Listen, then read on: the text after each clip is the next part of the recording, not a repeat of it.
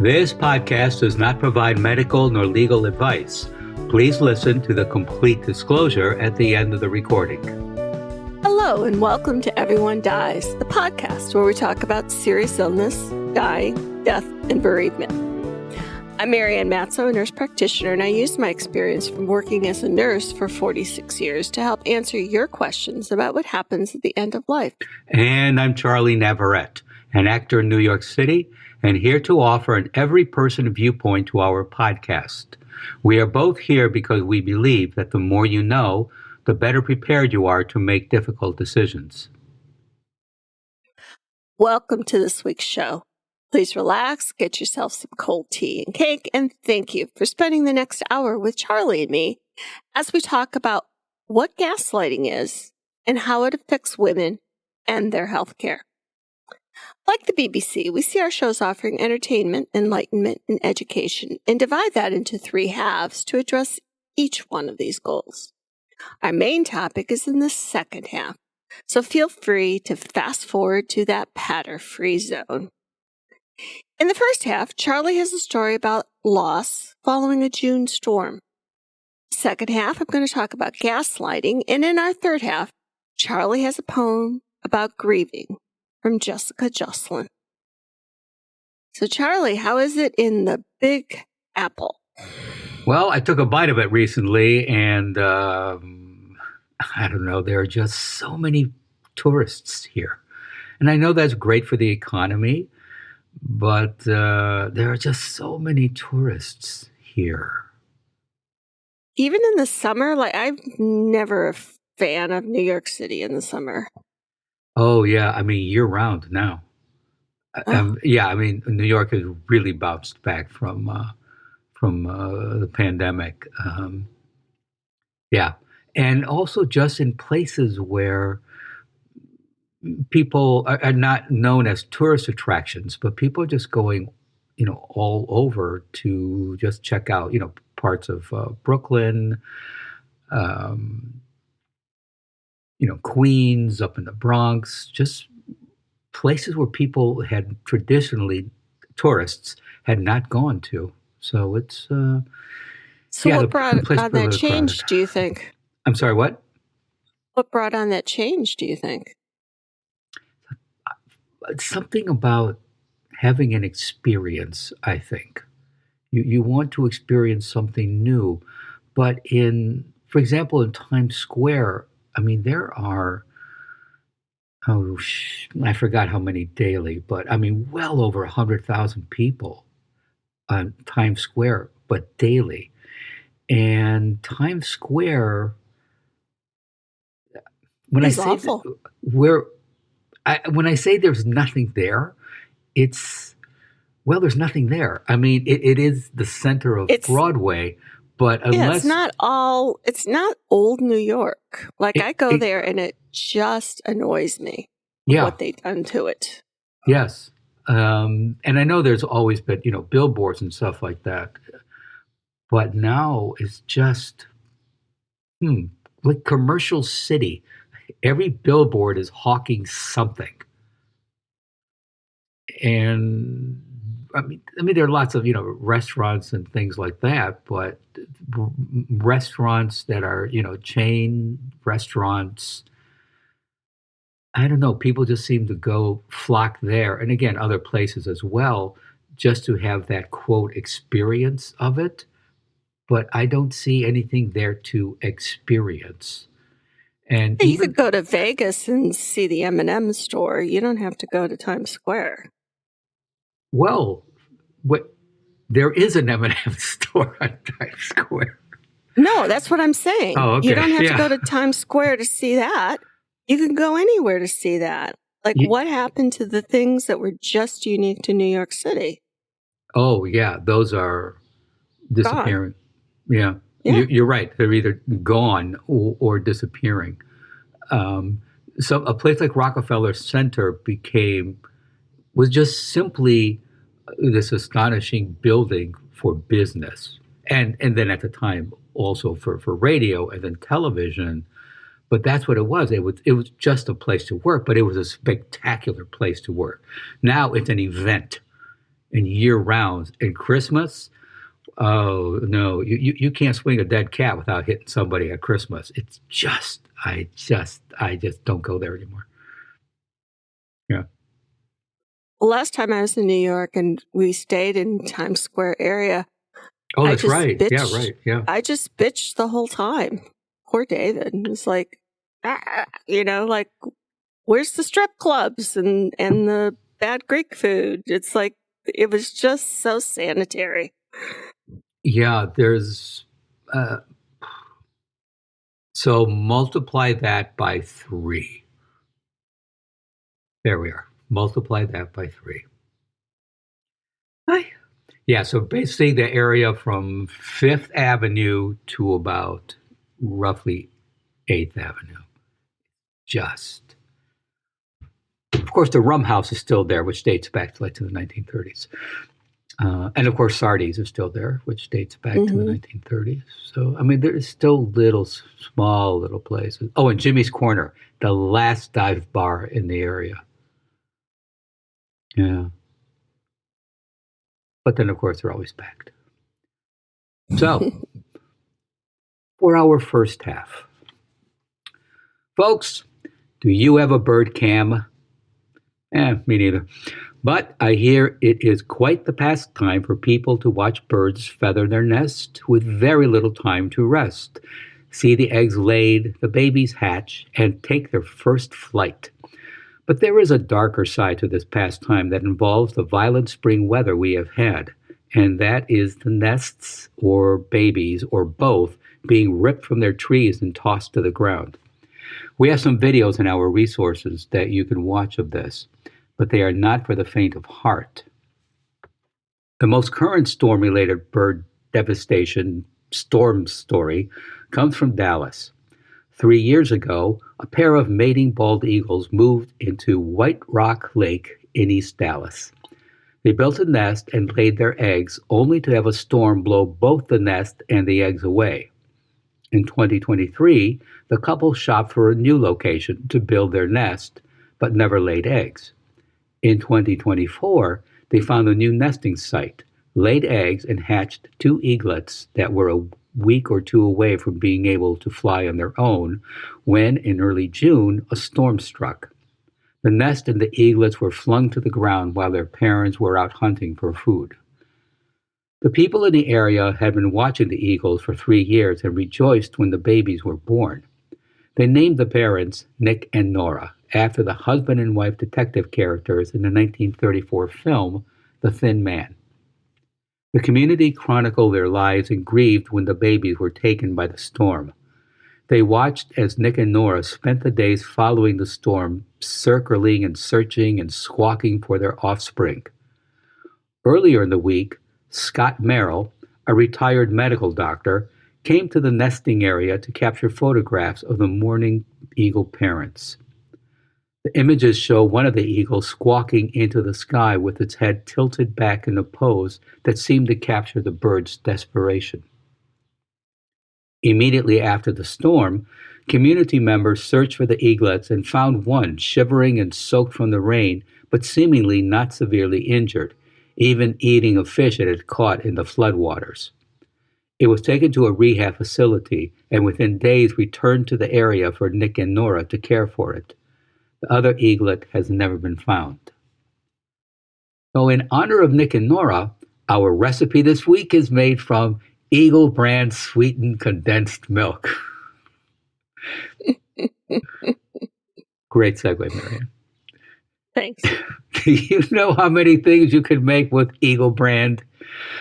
Let's see, there is... Actually, no, I don't. But I have heard you can boil the can to make caramel. My mom used to do that. Really? Yes. Oh yeah, it was great. It was a treat for my sister and I. We were little kids, and my mother knew just how much time the can needed in a pot of boiling water. When I got older and I realized what she had done, I think I asked her, how did you know when to take it out so the thing would not explode? She didn't know, but she just knew when to do it. And Wow, that taste, that both my sister and I have tried to do it on our own. We just never have the timing right. Mom just knew when to take that damn can out, and that taste, that flavor of that caramel. Wow. Huh. Yep. Yeah. Oh dear. So this week, So your yeah. mom What? your What? mom was very adept at boiling a can, is what you're saying. She just knew. Yes. Not just any can. Yeah. I don't remember her ever sticking any other can in there. And I don't remember how she even came to that, to do that. But it was, yeah, it really was spectacular. No other caramel like that. Just Mm. absolutely great. Yeah. So all you need is some chocolate chips, a can of Eagle brand, and some heat. And you can make fudge that may put everyone at your next funeral lunch into a sugar coma. Bon appetit. Please go to our webpage for this week's recipe of Eagle brand sweetened condensed milk and additional resources for this program. Everyone Dies is offered at no cost, but is not cost free to produce. Please contribute what you can. Your tax-deductible gift will go directly to supporting our nonprofit journalism so that we can remain accessible to everyone. You can also donate at www.everyonedies.org. That's every, the number one, dies.org. Or at our site on Patreon, www.patreon.com, and search for Everyone Dies. Marianne? Thanks, Charlie. How often do you hear people misusing or overusing words like, I'm literally falling apart here? Well, no, you're not, or you'd be a puddle on the floor. Other words like trauma, gaslighting, narcissism, and depress, when misused, muddy the waters about what we're really talking about. The misused word that I want to talk about today is gaslighting. This word has become so much a part of our vocabulary that it was the 2022 Merriam-Webster Word of the Year. Gaslighting, by definition, is a form of emotional abuse in which the gaslighter uses psychological manipulation to undermine the gaslightee, causing the person to question themselves and their reality.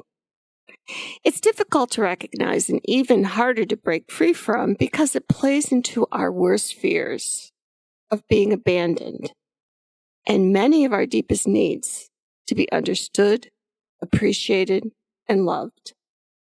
The gaslighter need for control and power in a relationship is a key component of gaslighting, as well as avoiding accountability for their own bad behavior.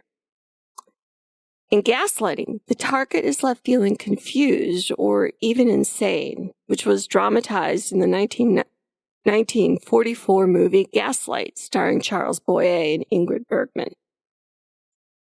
People may misuse gaslighting for disagreement. People don't have to agree with us, and we are not gaslighting each other when we don't. Mislabeling and name-calling can break down communication. It can also lead you to think you're in an emotionally abusive relationship when you're not. Now, women have experienced gaslighting behaviors from their healthcare practitioners since the 18th and 19th century. Women's health concerns are often dismissed as hysteria, a catch-all diagnosis blamed on women's supposed fragile and emotional nature.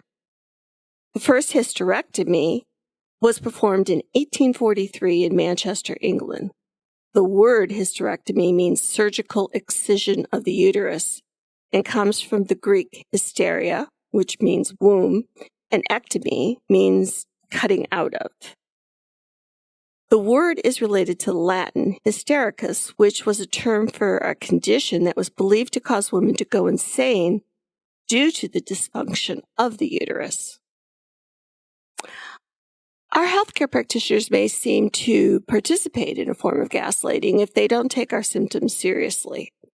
Studies have been conducted regarding women seeking care but encountering health dismissals and minimizations, blaming and shaming, and normalizing of their pain.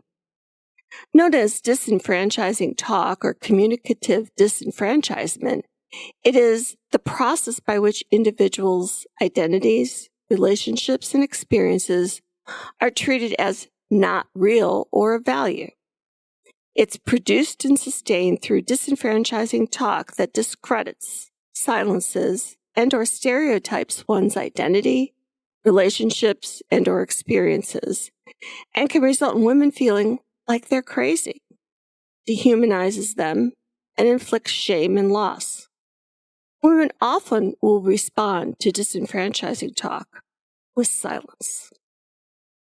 In medical settings, communicative disenfranchisement is sometimes called medical gaslighting, being met with disbelief about your own experiences of your body and mind.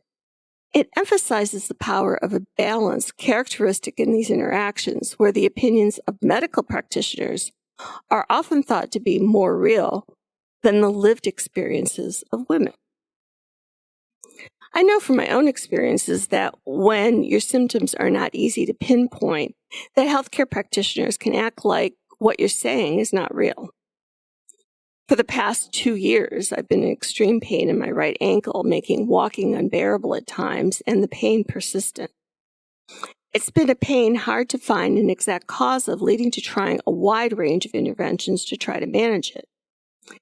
I had one practitioner tell me to be patient and that Kevin Durant had to sit out basketball for 6 months because of an injury.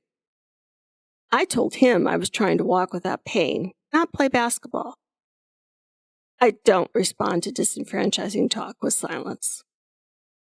Another used unnecessary roughness to prompt the pain, causing my husband to have to restrain himself in responding to her. Whatever was causing the ankle pain progressed over the last 2 years, and I have just had my ankle replaced because of extensive osteoarthritis and malplacement of my ankle joint. In other words, without surgery, I was not ever going to walk normally again. Do I know how to advocate for myself and speak the language of medicine? Yes. And it took over 2 years to get beyond what was considered conservative and inefficient treatment. Was it because of communicative disenfranchisement or gaslighting? I'd like to think not. So how might we know that gaslighting may be present in our relationships? And the relationship could be with your spouse, your child, coworker, friends, or your healthcare practitioner. Check for the following red flags.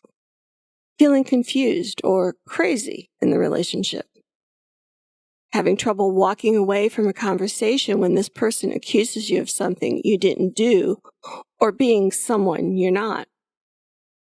Avoid talking about the person with others. Feeling anxious and not enough with the person. Thinking you're not the same person as when you entered the relationship. If you've been gaslit, you may experience these 3 noteworthy effects. 1, a reduced sense of self with increased uncertainty. 2, increased guardedness, the feeling like you have to walk on eggshells around the person. Or 3, increased mistrust of others. If you're experiencing gaslighting in your life, no matter the source, what do?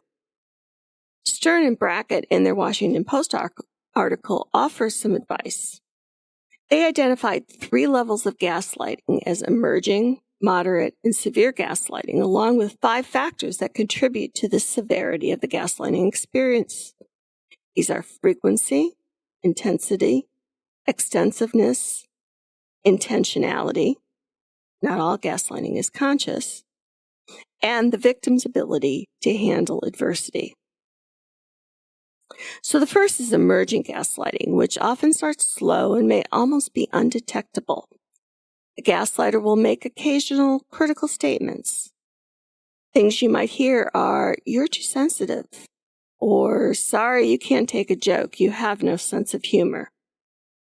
You may be accused of being crazy, overly reactive, overly emotional, or overly sensitive, or accused of memory problems or infidelity.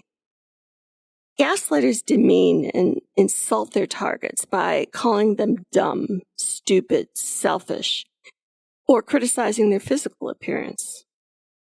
Often victims will perceive these statements as ridiculous or minor annoyances and mostly ignore them.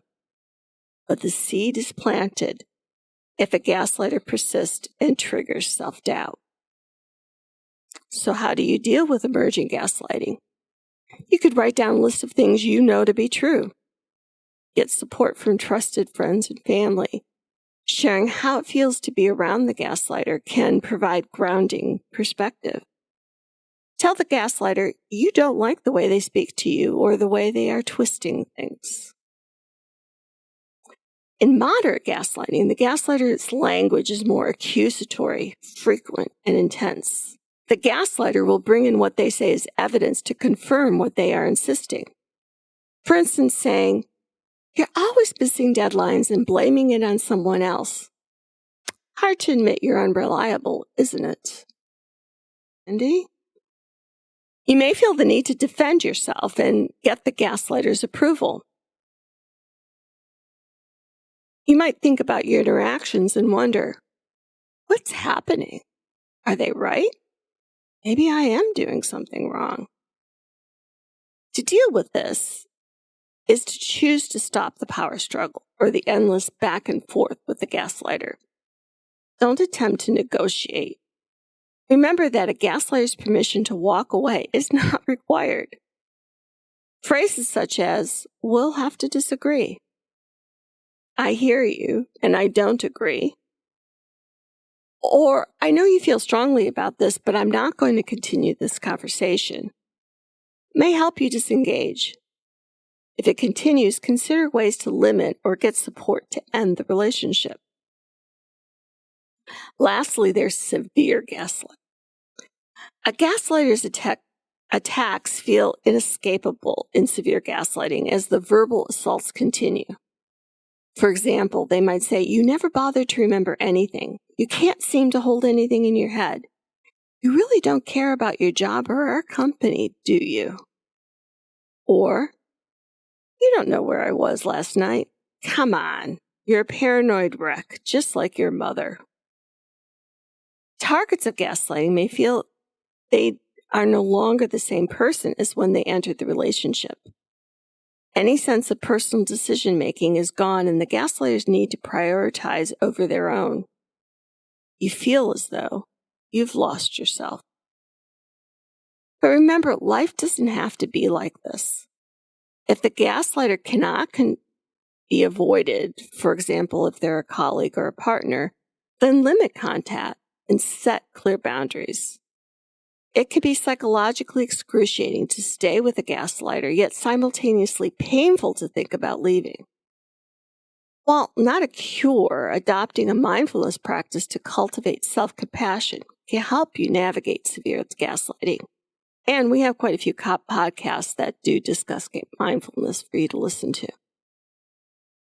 Resist the urge to isolate and pursue opportunities to connect and share feelings with a support system. The perspective of trusted individuals can offer a necessary wake-up call to name what is happening. No one deserves the soul-destroying effects of extreme gaslighting. Gaslighting is abuse. Do not wait for the moment that finally seems good enough or bad enough to leave. Call on friends and family for support and healthy connections.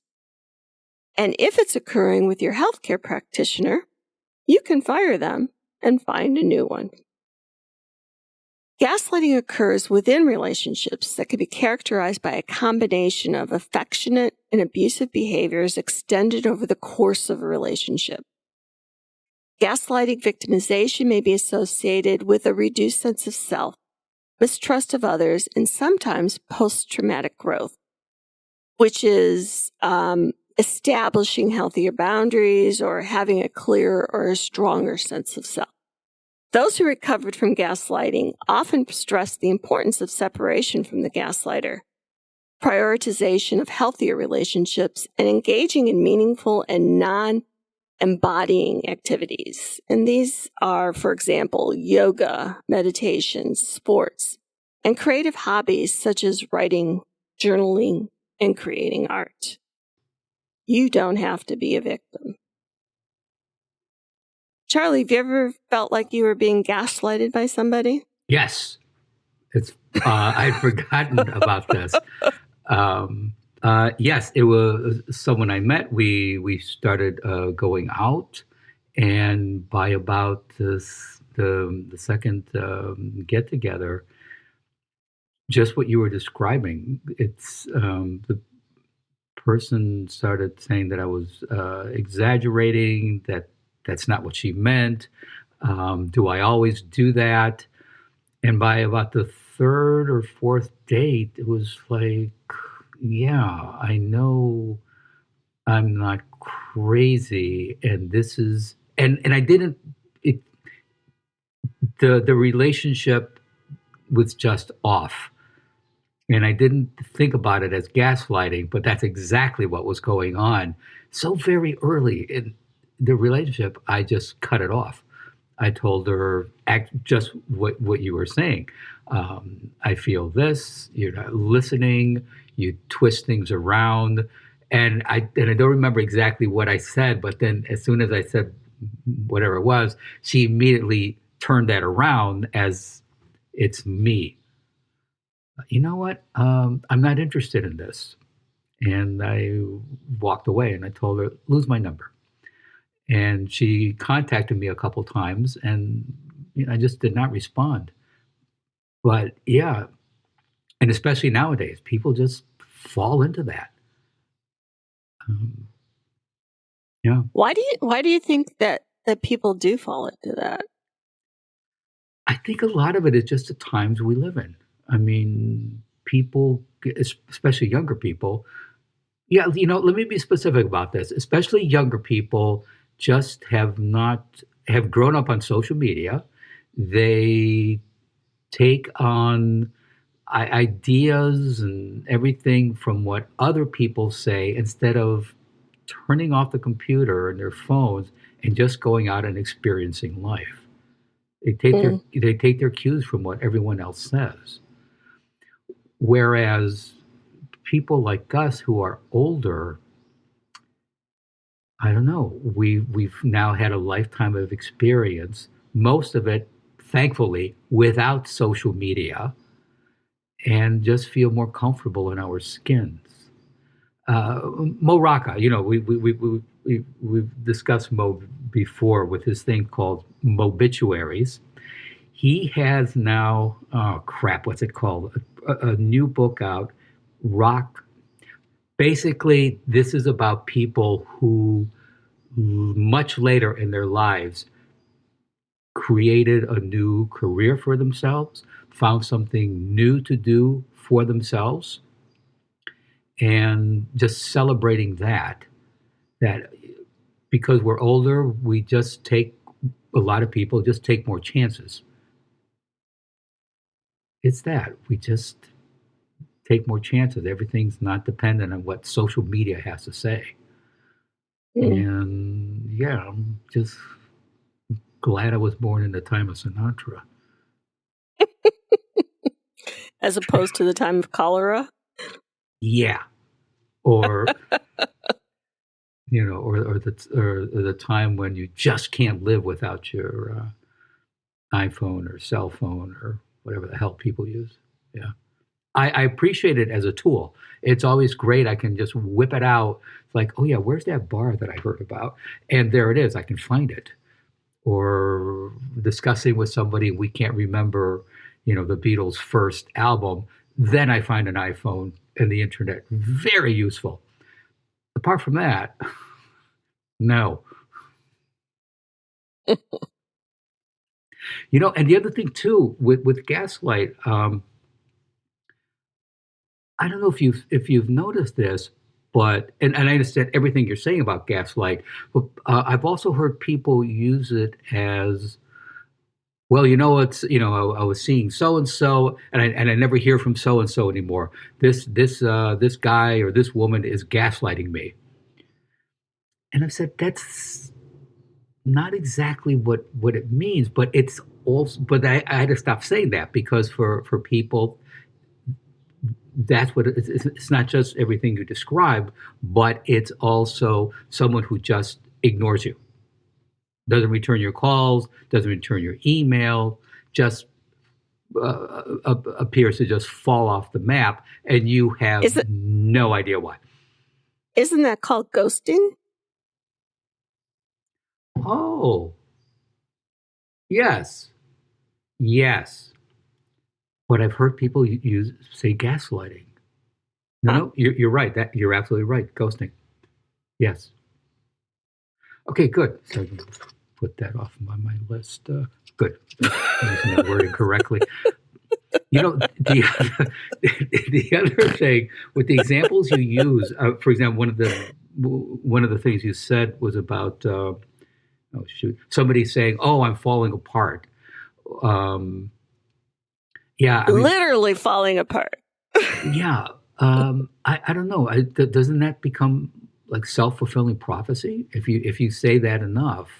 I mean, I know people like love to exaggerate, but with some people, yeah, doesn't it just become self-fulfilling prophecy, and then you start doing that to yourself with no one else's help? I don't know. I don't know. But I think my thing for years has been the language we use matters. Oh, absolutely. And Yes, that's what I'm trying to say. Just there, and the you're language not we use matters. literally falling apart. Absolutely. You're not, Yep. it's like, let's just say what we mean and not try to make people figure out what we mean. Mm-hmm. I think we make things harder. Yeah, and I have found times I have said something, and I don't know. Later that day, I realized that's not exactly what I meant, and just go back to the person and say, "Listen, I know I said A, B, and C. I really meant B, C, and D. I mean, yeah, clear the air. Jeez, don't keep stuff bottled up inside." Okay, It's so complicated. I know, and it really shouldn't be. I mean, look Yeah, at you would look at think. our friends, the bald eagles.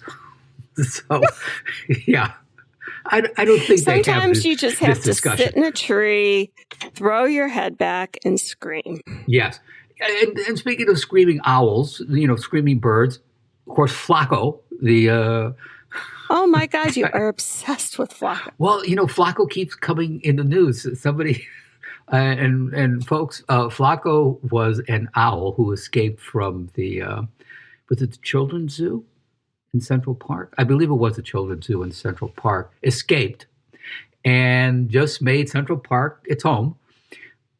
Um, and yeah, basically, Flacco was free, but unfortunately, Central Park on either side is covered by these big glass buildings, and yeah, Flacco like flew into a glass window and died.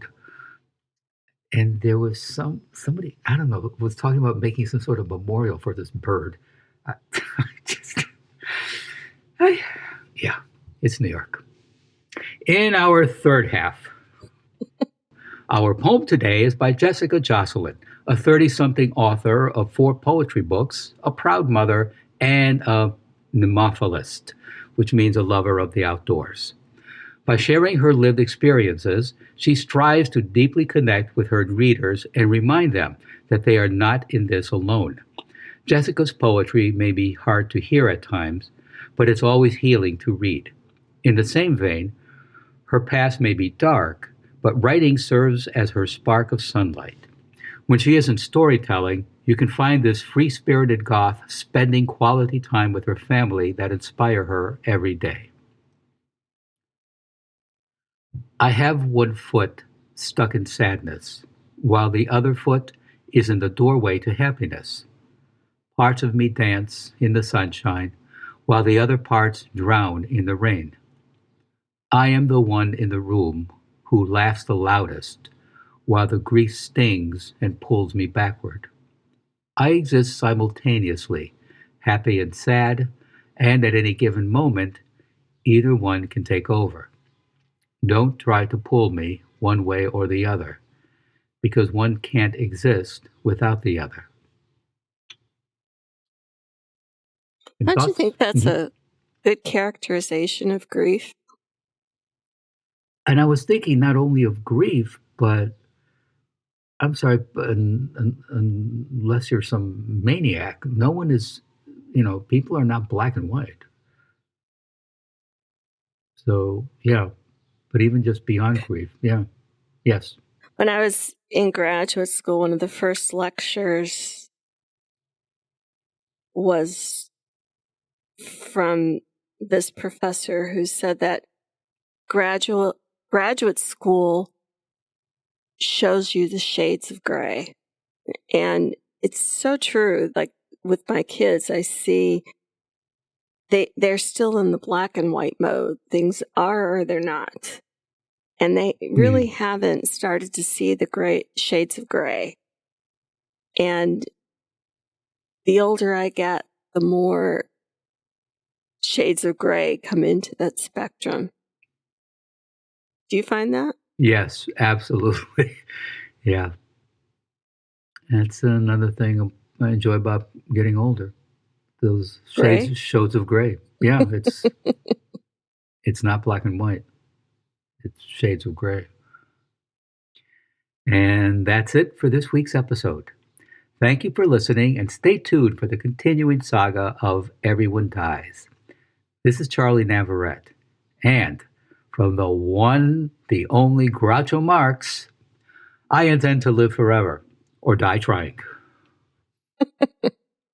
And I'm Marianne Matzo, and we'll see you next week. Remember, every day is a gift. This podcast does not provide medical advice. All discussion on this podcast, such as treatments, dosages, outcomes, charts, patient profiles, advice, messages, and any other discussion are for informational purposes only and are not a substitute for professional medical advice or treatment. Always seek the advice of your primary care practitioner or other qualified health providers with any questions that you may have regarding your health.